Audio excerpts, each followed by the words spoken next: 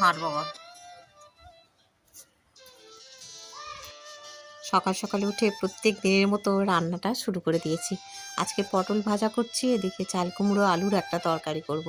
আর করব খোসা বাটা। খোসা বাটাটা বেশিরভাগ ওই বেলার দিকেই করি, মেয়ে খায়। কিন্তু তো আজকে সকাল সকালই সমস্ত কিছু জোগাড় করে নিয়েছি, সোনার বাবাকে একটু খোসা বেটে দেবো। কারণ সোনার বাবা রোজই শোনে, কিন্তু সোনার বাবা কোনোদিন খায় না। মানে খায় খুব কম, যে রবিবার থাকলে পারি তখন, নাহলে অন্য দিন বেলার দিকে তো করি, তখন আর সোনার বাবার খাওয়া হয় না। এখানে চিঁড়ে, আম, বাতাসা দিয়েছি, চা বিস্কিট দিয়ে দিয়েছি। আর রান্নার যেগুলো হয়েছে ভাত তরকারি সব গুছিয়ে গেছে দিয়েছি। এখন ওই 7টার মতো বাজে। সোনার বাবা চা খাবে, খেয়ে আর অফিসের উদ্দেশ্যে বেরোবে। এরপরে ঘর সংসারের কাজগুলো যেগুলো বাকি আছে সেগুলো করব। দেখো সকালবেলায় বড় কাজ যেটা রান্না, ঘর মোছা, এগুলো হয়ে যাওয়ার পর কাজ অনেকটাই হালকা হয়ে যায়।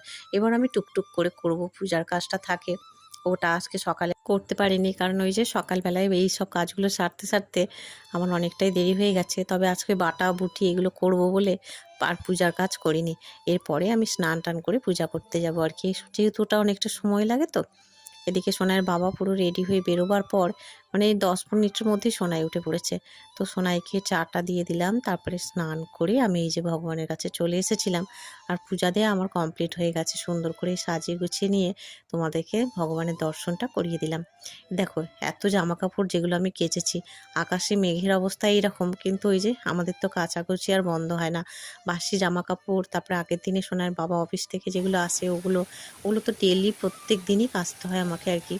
আর এদিকে ইতিমধ্যে বৃষ্টিও পড়ে গেছে। সবেমাত্র জামাগুলো একটু জলটা ঝরেছে, তারই মধ্যে বৃষ্টি। সকাল সকাল আজকে একদম মেঘ করে এসে বৃষ্টি শুরু হয়ে গেল। তার সাথে বেশ দমকা হাওয়াও দিচ্ছে। জামা কাপড়গুলো দৌড়ে গিয়ে তুলে সিঁড়িঘরে মেলে দিয়ে এসেছিলাম। এসে আর এই দেখো কীরকম বৃষ্টি শুরু হলো। তারপরে আমি অনেকক্ষণ পর এই যে দ্বিতীয়বারে পূজা করতে চলে এসেছি। দ্বিতীয়বারে যেহেতু পূজাটা অনেকটা বেলাতেই করি, প্রায় ওই 2-2:30টার দিকে। সকালেরটা তো সকালে করি, তারপরে মেয়েকে স্নান করিয়ে খেতে দিয়ে তারপরে করি বেশিরভাগই আর কি। তো সেইটা করে নিচ্ছি। করে এখন এই যে জামা কাপড়গুলো সব গোছগাছ করে এখানে রাখছি। দেখো তো এখন এগুলো গোছগাছ করে একটু ঘুমিয়েও নিয়েছিলাম। একেবারে দেখো বিকেলবেলায় ফিরে এলাম। আর এই সন্ধ্যামণি ফুলগুলো ঠিক সন্ধ্যা হওয়ার আগেতেই ফোটে। আমি আর সোনাই দুজনে নিচে এসেছি। এসে আর এই যে দেখো সন্ধ্যামণি ফুলের এই যে ভিডিও করলাম। দেখো কি সুন্দর লাগছে। তবে এখন কিন্তু ওই সন্ধ্যা দেবো বলেই নিচে এসেছিলাম। সোনাইকে বললাম, সোনাই ফোনটা একটু নিয়ে আয় তো বাবা। সুন্দর করে ভিডিও করলাম, তোমাদের শেয়ার করলাম। আজকের ব্লগটা